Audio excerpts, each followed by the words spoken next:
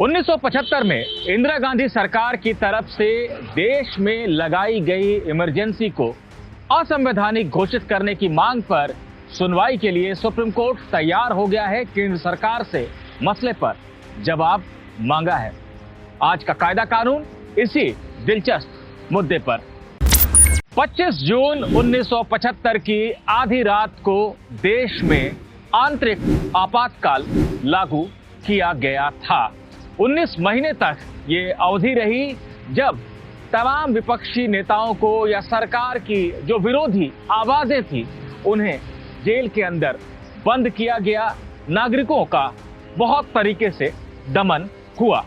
अब इसके 45 साल के बाद 94 साल की एक महिला सुप्रीम कोर्ट पहुंची हैं और उन्होंने मांग की है कि सुप्रीम कोर्ट इमरजेंसी को असंवैधानिक घोषित कर दे। वीरा सरीन नाम की इस महिला ने अपने पति और परिवार के साथ हुए अत्याचार का हवाला देते हुए ये मांग की है। उन्होंने याचिका में ये बताया है कि उनके पति की दिल्ली में 2 दुकानें थीं जिनमें ज्वेलरी और कीमती रत्नों का कारोबार होता था। इमरजेंसी के दौरान अचानक से उनकी दुकान पर छापा मारा गया। दोनों दुकानों पर छापा मारा गया। पति को गिरफ्तार कर लिया गया और ये धमकी दी गई कि उन्हें स्मगलिंग की धारा में फंसा दिया जाएगा। महिला ने ये बताया है कि उनके पति को डरा धमकाकर देश छोड़ने के लिए मजबूर कर दिया गया। उनके यहाँ से जो कीमती चीजें उठाई गई थी उन्हें भी सरकारी लोगों ने हड़प लिया, उनका गबन कर लिया। घटना के कुछ ही समय के बाद सदमे से उनके पति की मृत्यु हो गई, लेकिन वो 35 साल तक मामले को झेलती रही, उसका सामना करती रही। महिला ने ये मांग कोर्ट के सामने रखी थी कि उन्हें और उनके परिवार को 25 करोड़ रुपए का मुआवजा दिलवाया जाए जो ज्यादती उनके साथ हुई थी उसके लिए।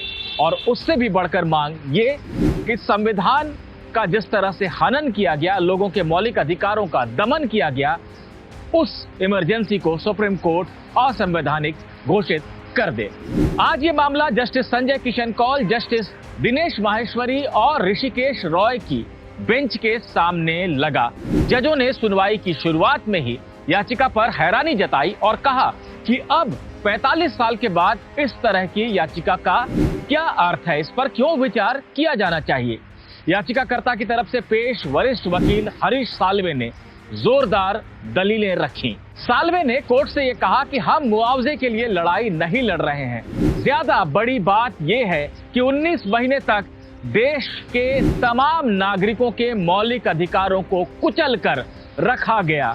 ऐसे में सुप्रीम कोर्ट को इस पर विचार करना चाहिए कि ऐसी बातें फिर दोबारा ना हो, कोई भी सरकार अपनी शक्ति का दुरुपयोग करते हुए ऐसा न करे। इसलिए कोर्ट मामले पर विचार करे, आपातकाल को असंवैधानिक घोषित करे और अपनी तरफ से कुछ ऐसे निर्देश दे जिनका भविष्य पर दूरगामी असर पड़े। साल्वे की इन दलीलों के बाद तीनों जजों ने काफी देर तक आपस में मंत्रणा की, विचार विमर्श किया। आखिरकार बेंच के अध्यक्ष जस्टिस संजय किशन कौल ने यह कहा कि मुआवजे समेत जो दूसरी मांगे हैं उन पर अब विचार करना उचित नहीं लगता है, लेकिन जो प्रार्थना संख्या 1 है, यानी कि आपातकाल को असंवैधानिक घोषित करना, उस पर विचार किया जा सकता है। हम केंद्र सरकार को नोटिस जारी कर रहे हैं। हालांकि हमें यह देखना होगा मामले में आगे सुनवाई करते समय कि क्या वाकई 45 साल के बाद इस तरह की मांग पर विचार करना कि आपातकाल को असंवैधानिक घोषित किया जाए, अब ये व्यवहारिक और जरूरी है या नहीं।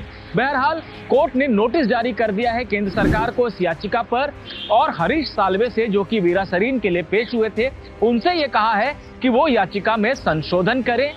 वो तमाम मांगे जो याचिका में थी जिन पर विचार नहीं किया जा रहा है उन्हें हटा लें और सिर्फ पहली प्रार्थना कि आपातकाल को असंवैधानिक घोषित किया जाए उसे जगह देते हुए याचिका को दोबारा दाखिल करें। इसके लिए कोर्ट ने उन्हें 18 दिसंबर तक का समय दिया है। तो अब केंद्र सरकार के जवाब पर काफी हद तक निर्भर करेगा कि कोर्ट इस मामले में क्या करता है। लेकिन 45 साल के बाद इमरजेंसी एक बार फिर से चर्चा में आ गई है। अब ये कोर्ट को तय करना है कि क्या वाकई इतने सालों के बाद उसे असंवैधानिक घोषित करने की जरूरत है या नहीं।